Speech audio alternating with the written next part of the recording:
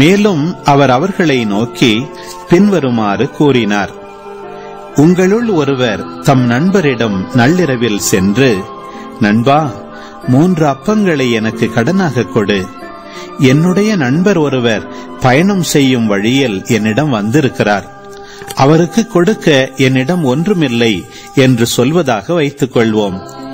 உள்ளே இருப்பவர், எனக்கு தொல்லை கொடுக்காதே, ஏற்கனவே கதவு பூட்டியாயிற்று, என் பிள்ளைகளும் என்னோடு படுத்திருக்கிறார்கள், நான் எழுந்திருந்து உனக்கு தர முடியாது என்பார்.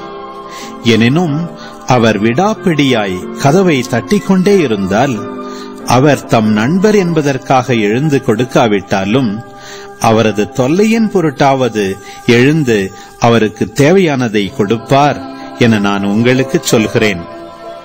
மேலும் நான் உங்களுக்கு சொல்கிறேன், கேளுங்கள், உங்களுக்கு கொடுக்கப்படும்; தேடுங்கள், நீங்கள் கண்டடைவீர்கள்; தட்டுங்கள், உங்களுக்கு திறக்கப்படும்.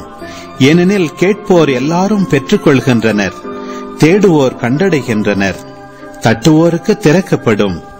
பிள்ளை மீனை கேட்டால் உங்களுள் எந்த தந்தையாவது மீனுக்கு பதிலாக பாம்பை கொடுப்பாரா? முட்டையை கேட்டால் அவர் தேளை கொடுப்பாரா? தீயோர்களாகிய நீங்களே உங்கள் பிள்ளைகளுக்கு நற்கொடைகள் அளிக்க அறிந்திருக்கிறீர்கள். அப்படியானால் விண்ணக தந்தை தம்மிடம் கேட்போருக்கு தூய ஆவியை கொடுப்பது எத்துணை உறுதி!